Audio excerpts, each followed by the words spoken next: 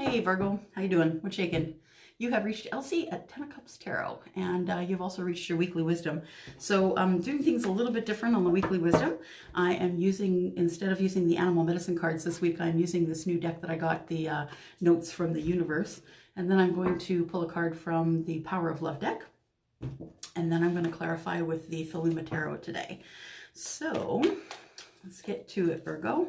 Anything you need to know about this reading is down in the description. If you require a reading for your own personal energies, please use my email address and let me know, and we'll find out what we can fix up for you. This month, in the month of November, I've got $10 off a $60 reading. Just remember that is Canadian dollars, so wherever you live in the world, that'll work for you, that'll work for me. All right. So let's get to Virgo, Sun, Moon, Rising, Venus, and Jupiter. Energies for the week for November the 11th to the 18th. Whew. What is for the highest good of Virgo? Oh, well, that one jumped, so that one's yours. Take a look here. Do something new, something different. Are you in need of a change, maybe, Virgo? It does say, ever notice how it's easier to fall in love and to be fallen in love with when you're busy? Isn't that true, though? Like it catches you by surprise. It says, thank goodness I'm you, from the universe. It is true, though, right? Lots of things can happen when you're busy, and you don't really notice them until you slow down to smell the roses. So do something new and something different. Let's get a card from here. This says peacefulness. You recognize the balance, kindness, and love. That kindness and love bring calmness to your soul. One more time, peacefulness. You recognize that balance, kindness, and love bring calmness to your soul. There we go. And let's get some advice from the tarot here.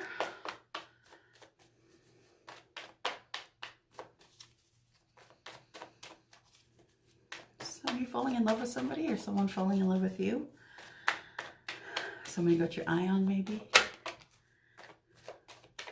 All right. We got here. Oh, okay. And for peacefulness. All right.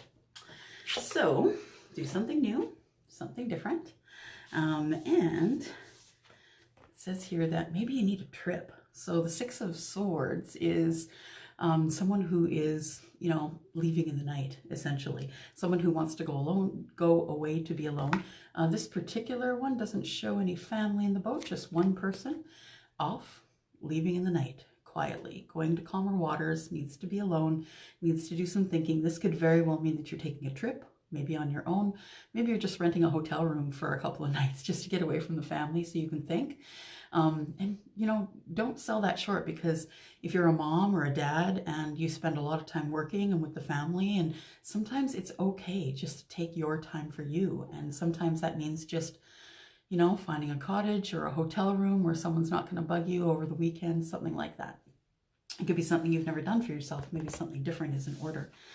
And it says here that the Four of Cups is here. The Four of Cups, of course, Four of Cups is emotion, but the thing is that she's missing an opportunity. So I see this as sort of, maybe you're a little bit stagnant.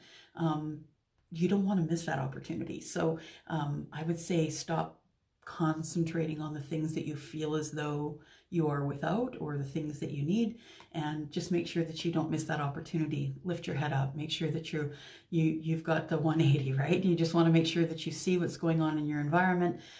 You don't want to miss that opportunity to maybe stow away by yourself and just do something different. Take care of you. We're all not very good at self-care, especially when we become a caregiver to someone else, like an elderly parent, or even animals. A lot of people have animals at home.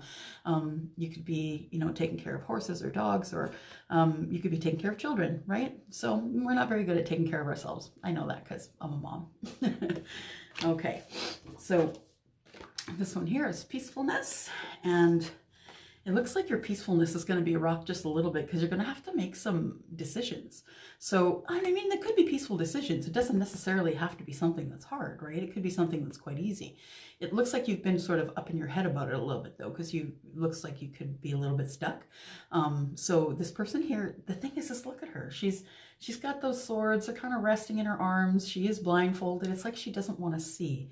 She can get out of this predicament, but she doesn't want to. She's fine sitting where she is. She doesn't want to see it coming at her. She's okay because she can just drop the swords and take off the blindfold, quite honestly.